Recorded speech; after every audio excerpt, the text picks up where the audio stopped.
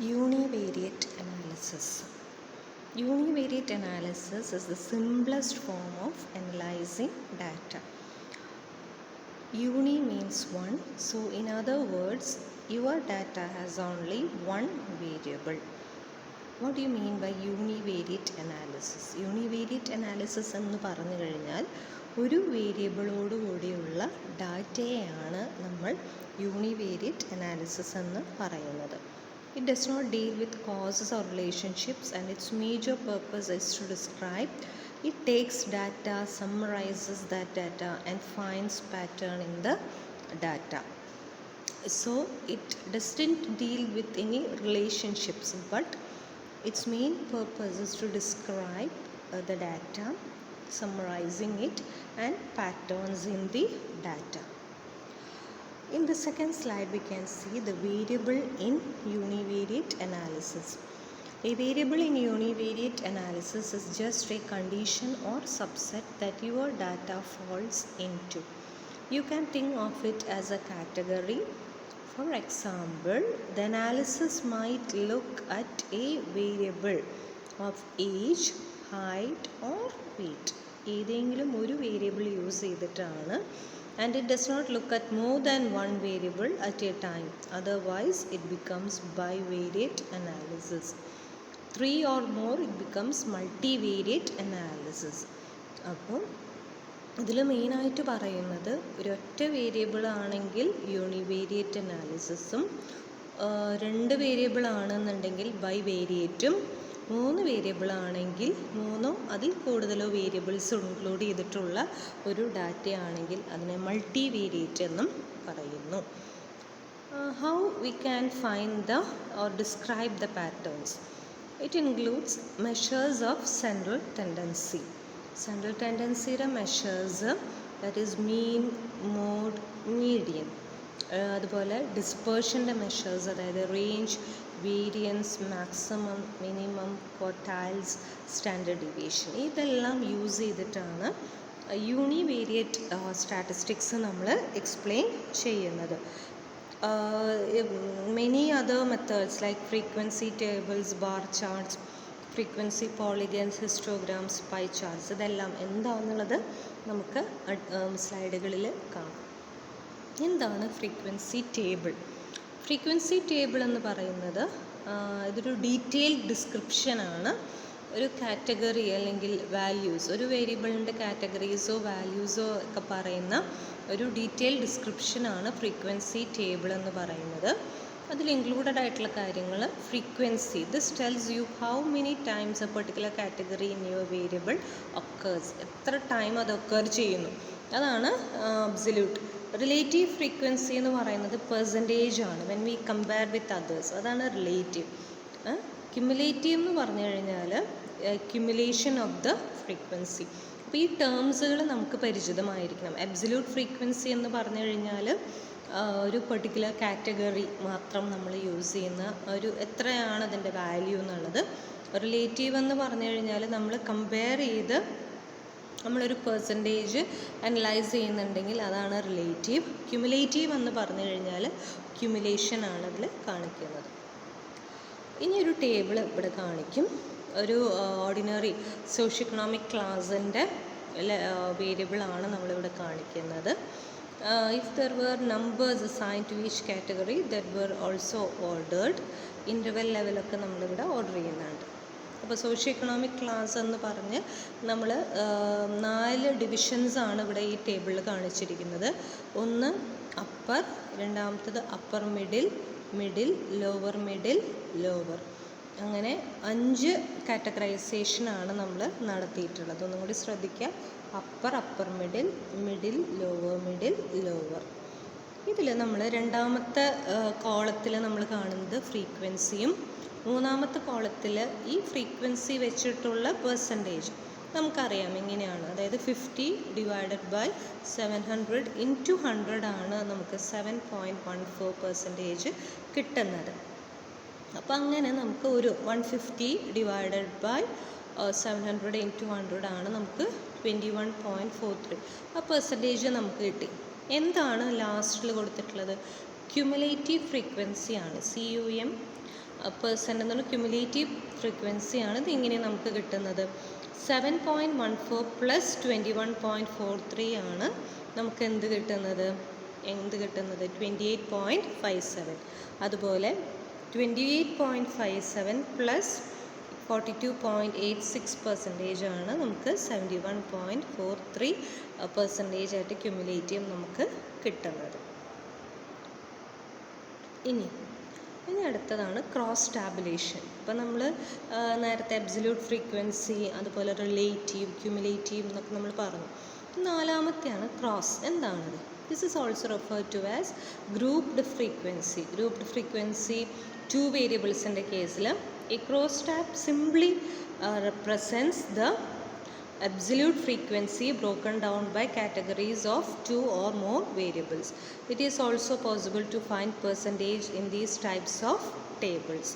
Percentage കണ്ടുപിടിക്കാൻ പറ്റും. അങ്ങനെയുള്ള കാര്യങ്ങളൊക്കെയാണ് 2 3 അല്ലെങ്കിൽ അതിലധികമോ വേരിയബിൾസ് നമ്മളിവിടെ യൂസ് ചെയ്യും. നമുക്കതിൻ്റെ ഒരു എക്സാമ്പിൾ നോക്കാം. അപ്പോൾ ഇത് ക്രോസ് ടാബാണ്. ഇതിൽ പ്രിഫറൻസ് നമ്മൾ കാണുന്നുണ്ട്. ഏജ് ഗ്രൂപ്പിൻ്റെ ഡിഫറൻസസും നമുക്കിവിടെ കാണാൻ സാധിക്കും. പ്രിഫറൻസ് എന്ന് പറയുന്നത് നോക്കൂ, മ്യൂസിക് ആയിരിക്കാം, ന്യൂസ് സ്റ്റോക്ക് ആയിരിക്കാം, സ്പോർട്സ് ആയിരിക്കാം. യങ് ഗ്രൂപ്പിനെ സംബന്ധിച്ചിടത്തോളം 1447 ന്യൂസിനാണ് ഏറ്റവും കുറവ് അവർ പ്രിഫർ ചെയ്യുന്നത്.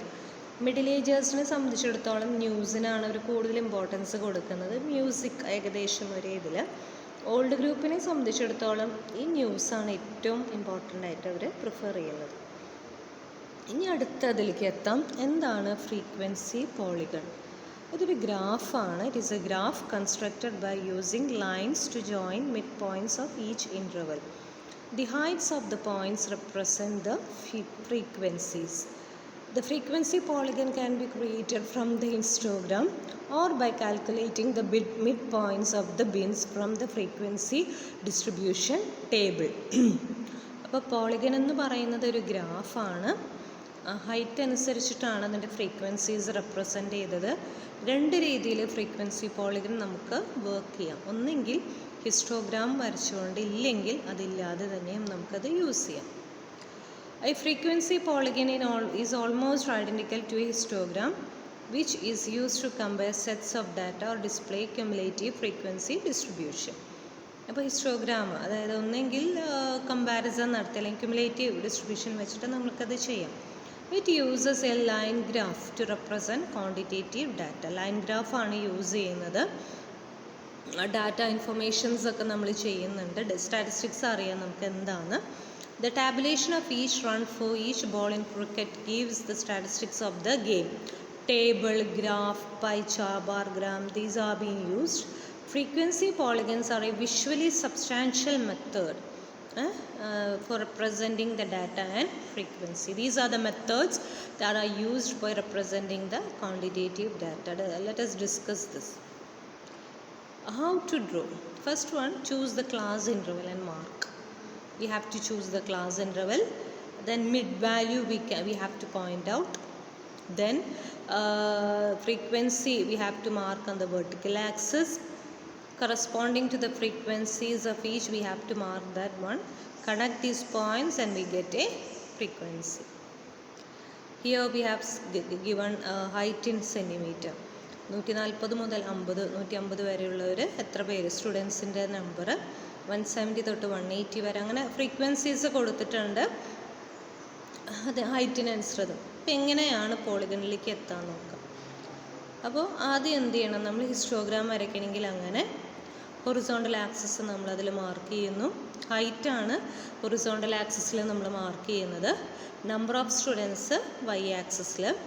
Rectangular bars of wits equal size വേണം നമ്മൾ അതിൻ്റെ കാര്യങ്ങൾ കണ്ടു. ഇങ്ങനെയാണ് നമ്മൾ മാർക്ക് ചെയ്യുന്നത്. നോക്കിക്കോളൂ. 140 മുതൽ 150 വരെ, 150 മുതൽ 60 വരെ, 160 മുതൽ 170 വരെ, 170 മുതൽ 80 വരെ.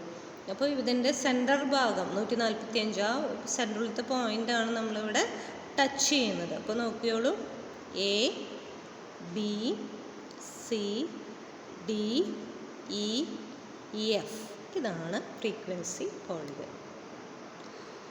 It can also be drawn. Histograms കൂടാതെ തന്നെ നമുക്കത് നമുക്ക് അതിൻ്റെ മിഡ് പോയിൻറ്റ്സ് മാർക്ക് ചെയ്യാം. എങ്ങനെയാണ്?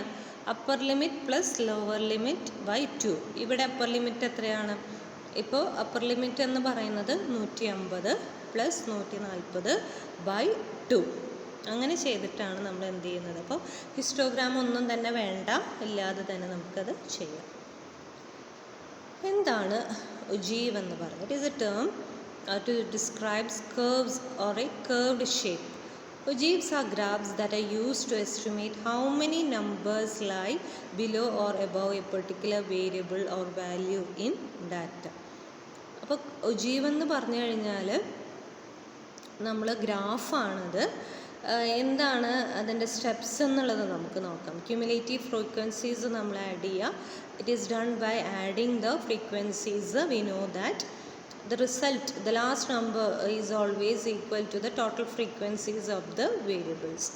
The most commonly used graphs of the frequency distribution are histogram, frequency polygon, frequency curve, ogives. Ogive എന്ന് പറയുന്നത് frequency distribution graph ആണ്. And it is a graph of a cumulative distribution which explains data values in the horizontal plane axis. Cumulative frequency is defined as the sum of all the previous frequencies. നമുക്കറിയാം cumulative എന്ന് പറഞ്ഞാൽ add ചെയ്യുന്നതിനെയാണ് cumulative എന്ന് പറയുന്നത്. To find the popularity of the given data or likelihood of the data frequency range, ogive curve helps. Create a ogive by plotting the point corresponding to the cumulative frequency of each class interval. Cumulative frequency അവിടെ point out ചെയ്യാം. Most of the statisticians use ogive curve to illustrate the data. Less than ഉണ്ട്, more than ഒക്കെ ഉണ്ട് ഇതിൽ. The graphs of the frequency distribution are frequency graphs that are used to exhibit the characteristics of discrete and continuous data. Discrete ഡാറ്റയുടെ characteristics ആണ് നമ്മളിവിടെ കാണിക്കുന്നത്. Comparative study നടത്തുന്നു. 2 method നമ്മളിവിടെ യൂസ് ചെയ്യുന്നുണ്ട്. ഒന്ന് ലെസ് ദാൻ ഒജീവും ഗ്രേറ്റർ ദാൻ ഒജീവും. അപ്പോൾ ഇതാണ് ലെസ് ദാനും ഗ്രേറ്റർ ദാനും. The rising curve, rising curve ആണ് ഇവിടെ ലെസ് ദാൻ ഒജീവായിട്ട് കാണിക്കുന്നത്. ഫോളിങ് കർവ് ഇതിലിപ്പോൾ ബ്രാക്കറ്റഡിൽ ബ്രൗൺ ഗ്രീൻ എന്നാണ് കൊടുത്തിരിക്കുന്നത്. പക്ഷെ നമുക്കിവിടെ പിങ്കും വയലറ്റുമാണ് നമുക്കിവിടെ കിട്ടിയിട്ടുള്ള കളറുകൾ. അപ്പോൾ ഞാൻ പറഞ്ഞു തരാം. നമ്മുടെ ഇവിടെ പിങ്ക് കളറിലുള്ളതാണ് falling curve. Less than ogive. Rising curve, rising curve ആണ് ലെസ് ദാൻ ഒജീവിനെ റിപ്രസെൻ്റ് ചെയ്യുന്നത്. റൈസിങ് കർവ് ആണ്, അതായത് പിങ്ക് കളർ. വയലറ്റ് കളറിലുള്ളത് greater than ogive. Falling curve greater than ogive ആണ് റിപ്രസെൻ്റ് ചെയ്യുന്നത്. Less than, the frequencies of all preceding classes are added to the frequency and less than cumulative series. It is constructed by adding the first class frequency to the second. നമ്മൾ add ചെയ്തിട്ടാണ് less than ogive. Greater than എന്ന് പറയുന്നത് the frequencies of the succeeding classes are added to the frequency of a class. നമ്മൾ greater than less than ogive എന്ന് പറഞ്ഞു കഴിഞ്ഞാൽ എല്ലാ proceeding ക്ലാസ്സസിൻ്റെയും add ചെയ്ത് വരുന്നതിനെയാണ് ലെസ് ദാൻ എന്ന് പറയുന്നത്. ഗ്രേറ്റർ ദാൻ എന്ന് പറഞ്ഞാൽ സക്സീഡിങ് ക്ലാസ്സസിൻ്റെ, പ്രൊസീഡിങ് എന്ന് പറഞ്ഞാൽ മുൻപത്തെ, സക്സീഡിങ് എന്ന് പറഞ്ഞു കഴിഞ്ഞാൽ നമ്മൾ കാൽക്കുലേറ്റ് ചെയ്യുന്ന ക്ലാസ് കഴിഞ്ഞിട്ട് വരുന്നതാണ് അവിടെ ആഡ് ചെയ്യുന്നത്. അപ്പോൾ അത് കുറഞ്ഞു വരും. ഫോളിങ് കർവ് എന്ന് നമ്മൾ പറഞ്ഞല്ലോ. നേരെ വെച്ച് ലെസ് ദാൻ ഒജീവ് എന്ന് പറയുന്നത് പ്രിസീഡിങ് ആണ്, കഴിഞ്ഞു പോയതാണ് നമ്മളിവിടെ ആഡ് ചെയ്യുന്നത്, ക്യുമുലേറ്റീവ് കർവ്. അപ്പോൾ അങ്ങനെ ആകുമ്പോൾ അത് റൈസിങ് കർവ് ആണ് അതിൽ വരുന്നത്.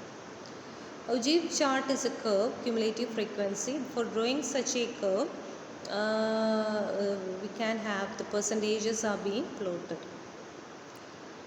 How to draw the less than? Draw and mark the horizontal and vertical. Take the cumulative frequencies along the y-axis. On the x-axis, against which upper class limit, plot the cumulative. Connect the points with a continuous curve. Draw and mark the horizontal axis. Take the cumulative along the y-axis. Lower class limits. അപ്പം difference ശ്രദ്ധിച്ചോളും.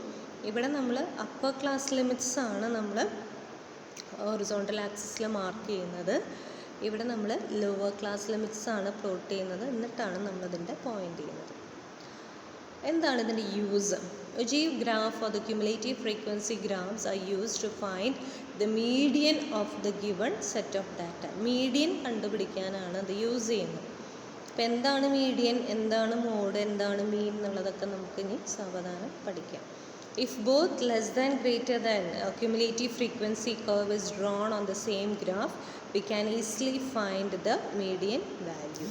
ഒരേ ഗ്രാഫിലാണ് നമ്മൾ ചെയ്യുന്നതെങ്കിൽ നമുക്കത് median values നമുക്കത് use ചെയ്യാം. അതിനു വേണ്ടിയാണ് ഇത് ചെയ്യുന്നത്. അപ്പോൾ ഇതിലൊരു കൺസ്ട്രക്ഷൻസ് ഇതിൽ കൊടുത്തിട്ടുണ്ട്, ഫ്രീക്വൻസി മാർക്സും. അപ്പോൾ അതിൻ്റെ ഇങ്ങനെയാണ് less than, more than 1, more than 11, more than 21 ഇവിടെ മാർക്ക് ചെയ്യുന്നു. അത് പ്ലോട്ട് ചെയ്യുന്നു. ഈ ഒരു ഓർഡറിലാണ് നമ്മളവിടെ പ്ലോട്ട് ചെയ്യുന്നത്. 10 മാർക്സ് വെച്ചിട്ട് നമ്മളിവിടെ ഓർഡറിൽ പ്ലോട്ട് ചെയ്യുന്നു. പ്ലോട്ട് ചെയ്ത് കഴിഞ്ഞിട്ട് നമ്മൾ എന്ത് ചെയ്യുന്നു, ഉജീവായിട്ട് നമ്മൾ ഇത് മോർ ദാൻ്റെ ആണ്, മോർ ദാൻ ഗ്രേറ്റർ ദാൻ ഉജീവാണ്, ഫോളിങ് ആണ് കാണിക്കുന്നത്. അപ്പോൾ മോർ ദാൻ 1, മോർ ദാൻ 11 എന്ന് പറഞ്ഞ് നമ്മളിതിൽ പ്ലോട്ട് ചെയ്യുക. ആദ്യത്തെയാണിത് മാർക്സും ഫ്രീക്വൻസിയും. അത് കഴിഞ്ഞ് നമ്മൾ മോർ ദാൻ 1 എത്രയാണെന്നുള്ളത് ആഡ് ചെയ്യുക. അതിനുശേഷം ഇത് പ്ലോട്ട് ചെയ്യണതിൻ്റെ ഒരു മോഡലാണ്. പ്ലോട്ട് ചെയ്ത് നമുക്ക് ഈ രീതിയിൽ ഗ്രാഫുകൾ കിട്ടുന്നതായിരിക്കും. അപ്പോൾ ഇത്രയും പറഞ്ഞുകൊണ്ട് താങ്ക് യു ഓൾ.